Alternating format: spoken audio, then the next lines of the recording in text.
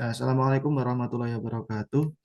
Di sini saya dan teman saya akan mempresentasikan mengenai event driver arsitektur sebagai tugas UAS dari arsitektur perangkat lunak. Berikut tim kami yang beranggotakan saya sendiri Muhammad Jainal Mutakin dengan NIM 205232231 dan Muhammad Dafar Ramadan dengan NIM 205232218. Apa itu EDA atau Event Driver Architecture? EDA adalah pendekatan dalam perancangan sistem komputer yang berfokus pada pertukaran dan pemrosesan peristiwa atau event sebagai elemen utamanya. Dalam EDA, komponen sistem berkomunikasi melalui aliran peristiwa dan mereka dapat menjadi produsen atau konsumen dari peristiwa tersebut. Ciri khas dari event driver arsitektur adalah pemisahan antara komponen produser peristiwa dan konsumen peristiwa.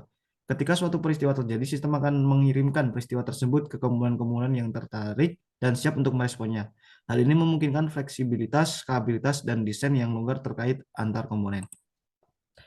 Berikut struktur dan komponen dari EDA atau Event Driver Architecture.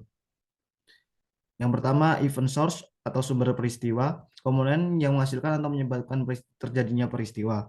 Komponen ini dapat berupa perangkat fisik, sistem lain, atau aplikasi internal yang mengirimkan pesan atau notifikasi saat terjadi perubahan atau kejadian yang penting. Yang kedua ada event producer atau production peristiwa, yang merupakan komponen yang menghasilkan atau menciptakan peristiwa. Komponen ini bertanggung jawab untuk mengirimkan peristiwa ke dalam sistem. Yang ketiga ada event consumer atau konsumen peristiwa. Komponen ini menerima atau memproses peristiwa. Komponen ini menerima notifikasi dan bertindak sesuai dengan peristiwa yang diterimanya. Yang keempat ada event processing atau pemrosesan peristiwa. Tahap ini merupakan peristiwa yang dianalisis dan diproses oleh konsumen. Dalam beberapa kasus, pemrosesan peristiwa dapat memicu terjadinya peristiwa baru atau tindakan lain dalam sistem. Yang kelima ada event handler atau penanganan peristiwa, bagian dari konsumen yang mengimplementasikan logika pemrosesan untuk merespon peristiwa tertentu. Yang keenam ada event broker atau pialang peristiwa, fasilitator komunikasi dalam EDA berfungsi untuk meneruskan dan mendistribusikan peristiwa dari produsen ke konsumen.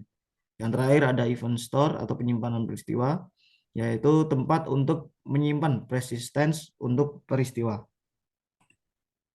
Berikut merupakan sistem yang cocok untuk menggunakan arsitektur event driven. Yang pertama, sistem yang berbasis real time, yaitu sistem yang membutuhkan respon dan pemrosesan data dalam waktu yang nyata. Yang kedua adalah sistem yang memerlukan keandalan. Sistem ini memerlukan keandalan yang tinggi dan pemulihan setelah kegagalan.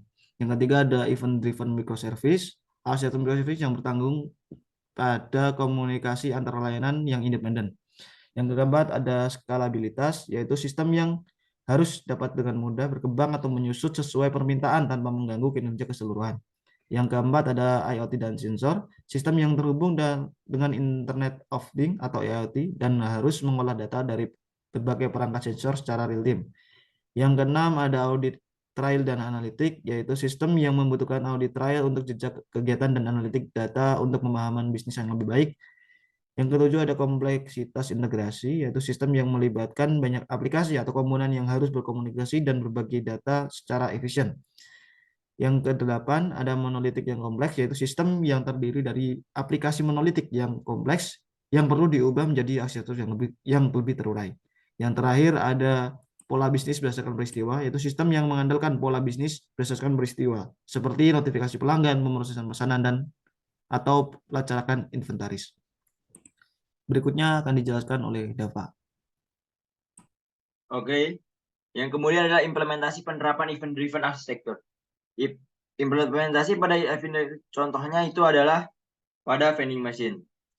Nah, implementasi ini itu ada pada machine dilakukan sebagai pengganti microcontroller. Uji coba yang dilakukan terhadap beberapa perangkat keras yang ada pada sebuah vending machine seperti card dispenser, card reader, printer, EDC untuk mengetahui apakah perangkat tersebut merespon atau tidak.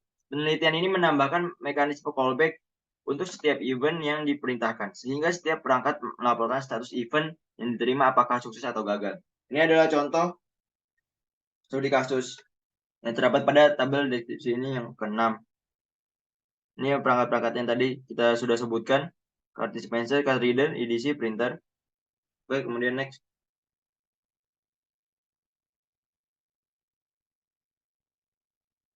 Nah, ini adalah hasil dari penerapan yang sudah kita suguhkan pada tabel yang ke-7 ini. Card dispenser, waktu yang rata-ratanya ada.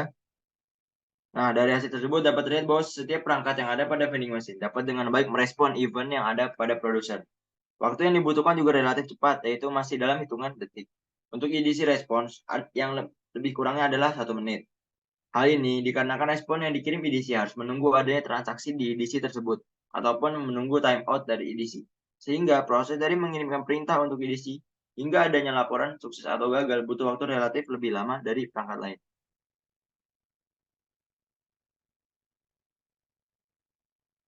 Nah, kemudian ini ada keunggulan-keunggulan dari event-driven architecture.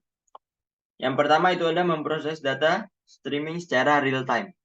Nah, kita kan sekarang di era 5G. Ini di mana perusahaan telekomunikasi menghadapi tekanan yang sangat besar untuk menyerap data dalam jumlah besar dengan cepat dan hemat biaya.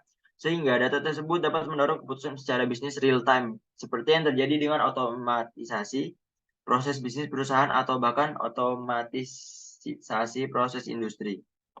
Kemudian yang kedua ada mengurangi biaya operasional. Perusahaan menerapkan sistem pemrosesan batch yang pada dasarnya tersebut mengumpulkan data dan memproses data secara berkala dalam batch.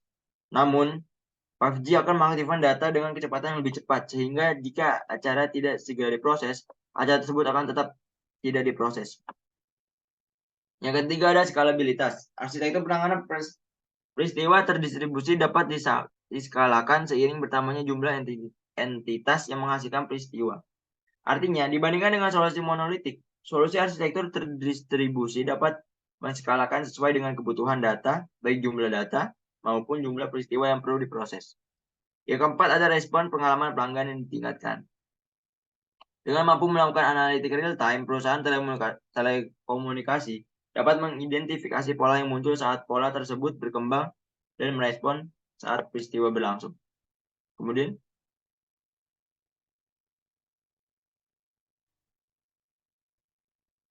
kemudian ini adalah tantangan-tantangan yang terjadi dalam penerapan event-driven architecture. Yang pertama ada kompleksitas. EDA memperkenalkan tingkat kompleksitas yang lebih tinggi dalam desain dan pengembangan sistem. Memahami aliran event dan melacak interaksi antara berbagai komponen dapat menjadi rumit, terutama saat aplikasi menjadi semakin besar dan kompleks. Tantangan yang kedua adalah latensi. Keterlibatan mekanisme penyampaian event, seperti event bus atau message broker, dapat menyebabkan tambahan latensi dalam sistem. Proses event dan pemrosesan event di komponen yang berbeda memerlukan waktu yang dapat mempengaruhi kinerja sistem secara keseluruhan. Nah, yang ketiga, ada konsistensi data. Dalam sistem yang menggunakan EDA, data yang dihasilkan oleh beberapa event consumer dapat berubah pada waktu yang berbeda. Ini dapat menyebabkan masalah konsistensi data yang jika tidak dikelola dengan baik, terutama jika ada dependensasi antara komponen. Ya, cukup dari presentasi dari kelompok kami menjelaskan tentang event-driven arsitektur. Kurang lebihnya mohon maaf.